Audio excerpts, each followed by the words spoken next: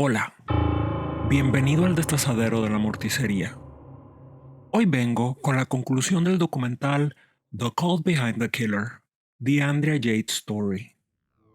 Te agradezco mucho la paciencia y el haber compartido conmigo este viaje al mundo de zonas grises que habitan en este caso. Habiendo visto ahora sí los 3 episodios, no es el documental mejor organizado y definitivamente hay oportunidades perdidas. El episodio 1 fluye muy bien, el 2 está atiborrado de anécdotas y el 3 se desvía por completo de los dos anteriores y se siente apresurado. Después de haber tenido en cámara solamente a Rusty Yates, Moses Storm y David de la Isla, nos presentan un auténtico carrusel de personas. Una experta en cultos, la escritora que destapa la influencia de Wernicke, el presidente del jurado del segundo juicio de Andrea, un conocido de la juventud de Wernicke, otro exseguidor del culto, otro de los psiquiatras que testificó en el tribunal, en fin, el episodio se titula Revelación, pero hubiera sido preferible ponerle Atando Cabo. Así, a paso veloz, vamos a ver no una, sino varias revelaciones. Te anticipo que la última te va a romper el corazón.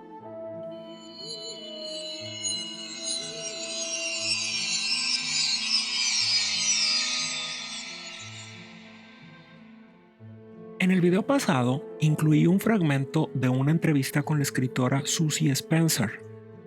Ella abre el episodio hablando sobre su interés en el caso desde el primer momento. Se entiende. ¿Qué cosa puede ser más impactante que lo que hizo Andrea? Y aquí viene la primera revelación. Es Susie quien destapa la existencia de Wernicke. Una fuente anónima le hace llegar materiales relacionados con el culto y no se trata de cualquier cosa. Ese sobre contenía cartas compartidas entre Andrea Yates y Rachel Wernicke, la esposa de Michael. No haría falta ser un perfilador experto del FBI para concluir que muy pocas personas tendrían acceso a esos documentos altamente privados y sensibles. Vale aquí hacer un paréntesis. Susie entrevistó a Rusty en la casa donde ocurrieron los hechos. Estuvo ahí. Las cartas y los materiales del culto estaban ahí. Estamos hablando de alrededor de 40 horas de conversación cara a cara, para ser exactos. Ella empieza a aparecer en los famosos talk shows de la época y en la prensa. En el mercado hispano, imposible olvidar a personajes como Cristina Saralegui, Pedro Sepsek o María Laria. En la televisión en inglés, este caso se discutió sin fin por meses, y en esos programas Susie habló a profundidad sobre el culto de Wernicke, pero no es hasta ahora que nos cuenta cómo fue que llegó a conocer la información. David de la Isla dice que fue un golpe fuerte verla en la televisión y darse cuenta de que había una conexión entre ese sistema de creencias que había hecho suyo y aquel terrible suceso que inundó la televisión y los periódicos, primero en Texas y después en todo el país. También él fue a los medios a contar sus experiencias, siempre con el miedo de las consecuencias que el traicionar al líder podría traerle. Esto no aparece en el documental, pero Susie tuvo acceso a elementos de la evidencia antes del proceso judicial, incluyendo expedientes médicos de Andrea. Su libro, Breaking Point, salió a la venta antes del juicio.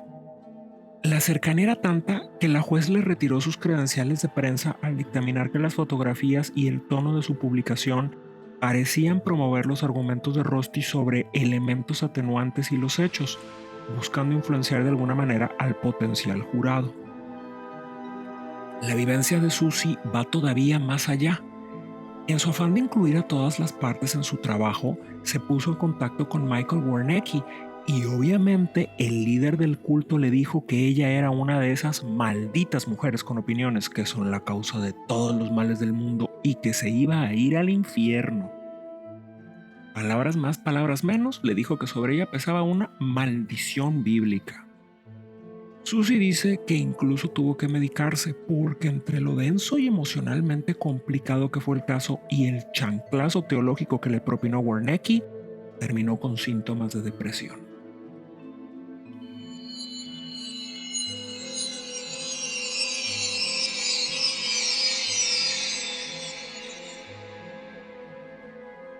Otro cabo narrativo que se cierra aquí es de dónde sale Michael Warnecki.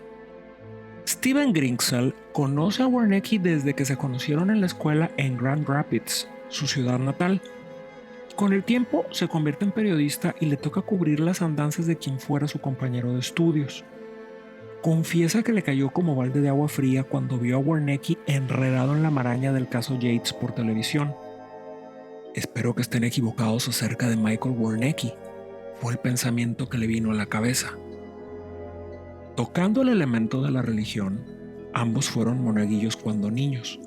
Warnecki quería ser sacerdote. Quiso entrar al seminario, pero, ¡oh sorpresa!, lo rechazaron varias veces por su fanatismo extremo. Es ahí donde decide que no necesita esas estructuras arcaicas y se le ocurre predicar de manera independiente.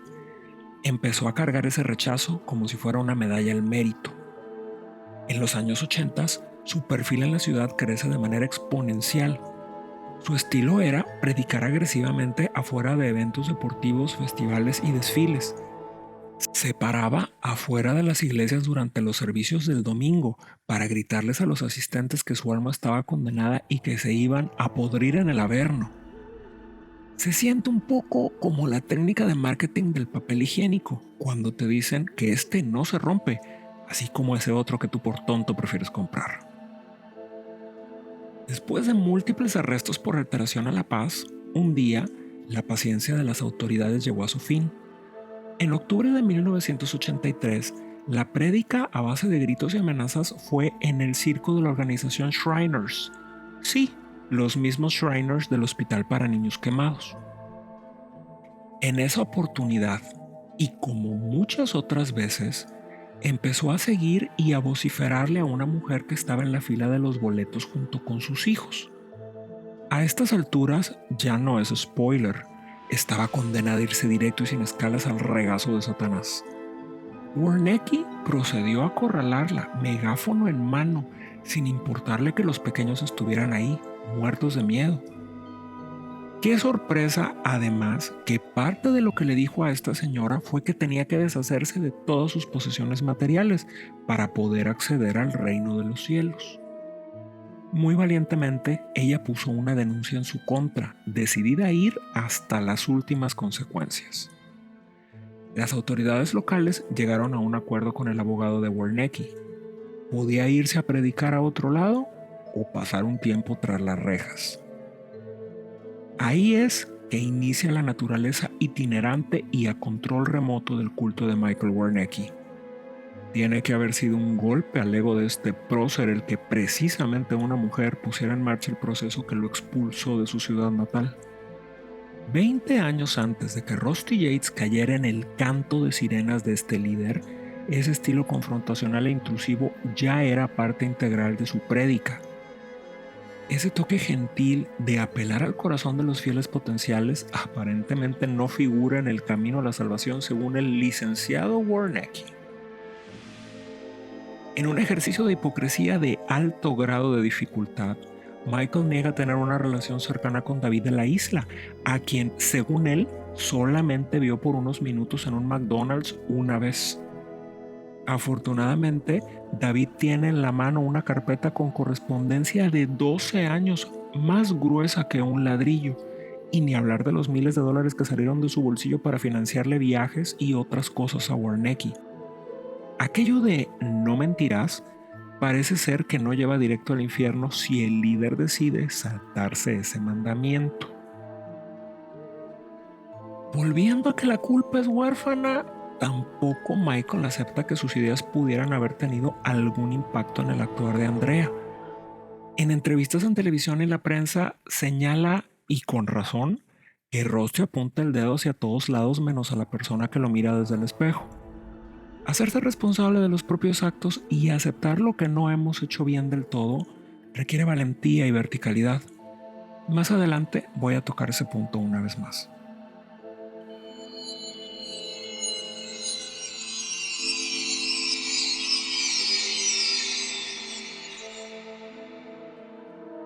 Qué bien se siente cuando el documental nos contesta las preguntas sin tener que hacerlas. La especialista en intervenciones para participantes en cultos, Ashland Hilliard, habla sobre las características de estos grupos de alto control y despeja el mito de que tiene que tratarse de personas que viven en el mismo lugar y que comparten la vida como en una comuna. La característica preponderante entonces es la existencia de esta persona que todo lo sabe, todo lo puede y todo lo regula, y a quien no se le cuestiona. Nos dice que lo que define a un culto destructivo es la dedicación a una persona, idea o cosa. Michael es alguien que no quiere que la gente piense de manera independiente y hay un patrón claro de adoctrinamiento.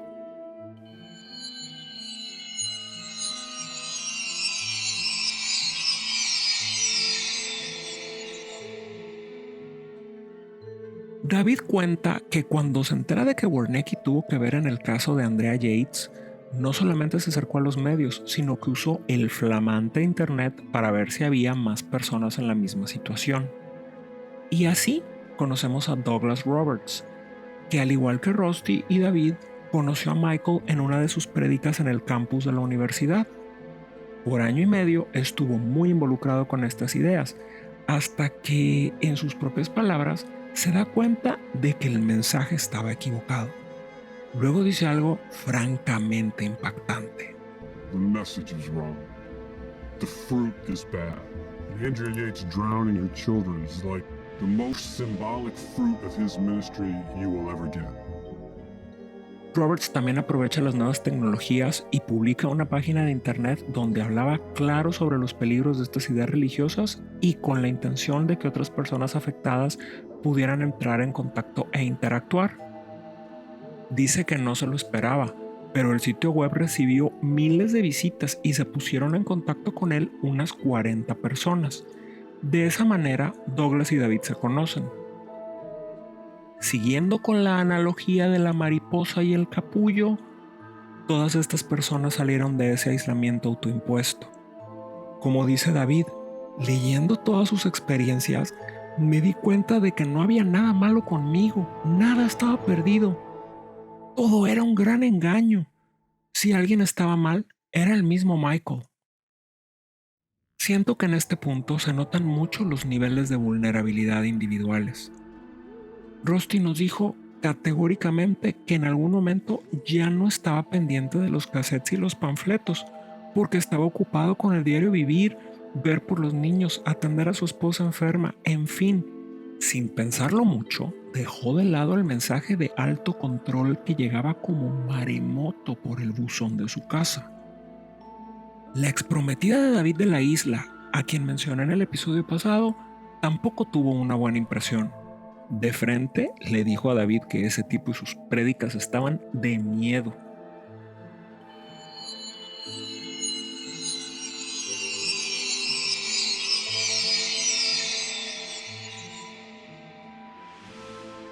Andrea enfrentó dos procesos. En el primero, celebrado en 2002, fue encontrada culpable por la muerte de sus hijos y sentenciada a la pena capital.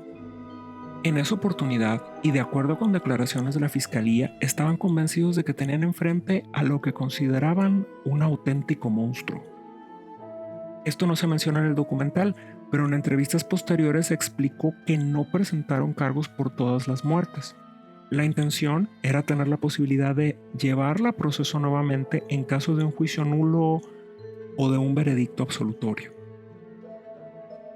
No se reparó en gastos y la fiscalía presentó el testimonio de Park Dietz, un psiquiatra conocido por su participación en casos de alto perfil, su presencia en medios y su trabajo como consultor en producciones como Law and Order. Su testimonio resultó clave para sostener la teoría de la fiscalía. Entre otras cosas, afirmó que meses antes de los hechos se había transmitido un episodio de Law and Order en el que una mujer privaba de la vida a sus hijos y luego fingía tener psicosis posparto. Ante el jurado, su perfil y su forma de expresarse le dieron un peso considerable a su opinión. Sin embargo, hay algunos matices importantes. Durante el juicio, él mismo reconoció que para ese momento no había atendido pacientes en el sentido clínico desde la década de los 80s y que su trabajo estaba centrado principalmente en consultoría y en testificar como experto en juicios. También señaló que había participado como testigo de la defensa, aunque con menor frecuencia. Hasta ahí, todo dentro de lo esperable en un caso de este tipo. Pero hay un problema. Ese episodio de Law and Order no existía antes del crimen de Andrea. En la apelación del año 2005 se descubrió que efectivamente hubo un programa con esas características, tratando el tema de la psicosis posparto, pero no fue transmitido sino hasta después de que ocurrió el caso de Andrea, y no al revés. A favor del Dr. Dietz, hay que decir que admitió frontalmente su error. Dijo haber recordado mal y que incluso se confundió con episodios de otras series en las que había servido como consultor. Hubiera sido refrescante ver un poco de esa voluntad de hacerse cargo de lo hecho por parte de Rusty Yates o de Michael Warnecki, pero te adelanto, se acabó el documental y eso no pasó. Entonces, la condena a la pena capital de Andrea quedó de lado y se ordenó un nuevo juicio. En ese segundo proceso, esa zona gris gigantesca donde se ubican las acciones en este caso, se analizó con más elementos y menos emociones. Por primera vez, el jurado pudo ver y examinar los materiales del culto de Warnecki. Tenemos en cámara a Todd Frank, el presidente del jurado de ese juicio posterior a la apelación. Nos cuenta su impresión al ver los materiales que estuvo leyendo Andrea. Y aquí viene una revelación que te deja con un hueco en el estómago. Ella había estado leyendo un panfleto de Warnecki con aquellos mensajes incendiarios poco antes de llenar la bañera y llevar a los niños para allá uno por uno. Y hay otra más. En un email, Rusty le cuenta a David de la Isla que encontró un cassette de Warnecki en la grabadora que Andrea tenía en la sala el mismo día que ultimó a los pequeños. Las prédicas de Warnecki la convencieron de que era una mala madre que estaba llevando a sus niños a la perdición. Ella trató de sacarse del camino e intentó abandonar este mundo varias veces para salvar el alma de los niños. No lo pudo conseguir. Entonces, según las ideas del culto, sus hijos se empezaron a acercar a la edad límite en la que dejarían de ser almas inocentes. El día que finalmente ocurrió la tragedia no fue la primera vez que llenó la bañera. Lo había hecho en varias ocasiones. Si la medicina no es una ciencia exacta, la psiquiatría lo es todavía menos. Los médicos les explicaron a Andrea y Rusty los síntomas y los riesgos posibles. Intentar privarse de la vida otra vez era uno de esos riesgos. Y sí, categóricamente la doctora Starbranch le dijo a Rusty que hacerle daño a otras personas también era un riesgo. Que no había indicios de que Andrea tuviera eso en mente, pero que el atentar contra los niños era parte de las complejidades de la psicosis posparto. El interior del proceso de pensamiento de Rusty, que lo llevó a traer otro bebé al mundo después de escuchar advertencias de ese nivel, nunca va a dejar de ocupar un lugar en mis pesadillas. Con esa información adicional y sabiendo que ella de hecho tenía un conjunto de condiciones psiquiátricas graves, el jurado la encontró no culpable por motivos de enfermedad mental.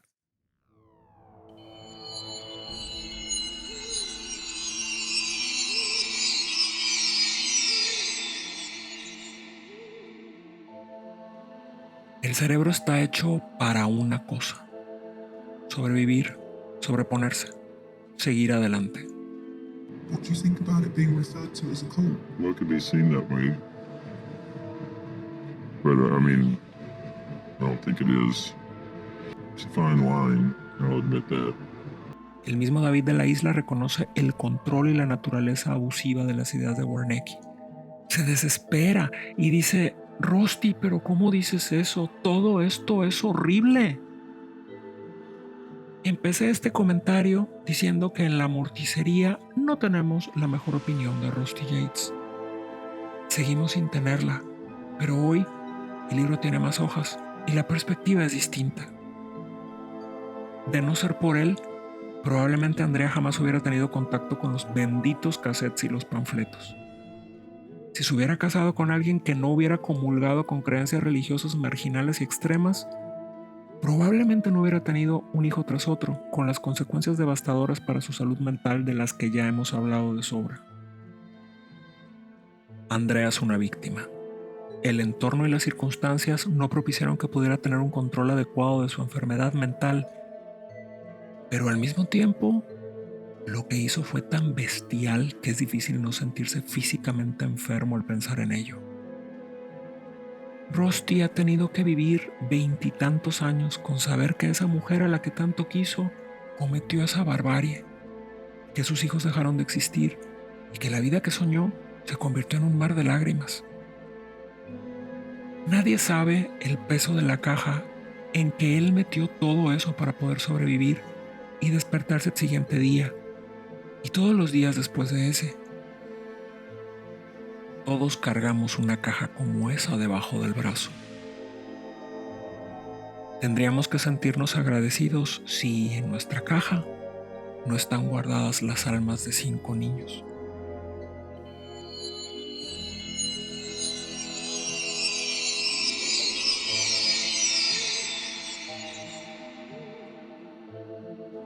Llegando al final del episodio, aparece un mensaje indicando que al terminar la producción del documental, Moses Storm pidió conocer a Rusty Yates.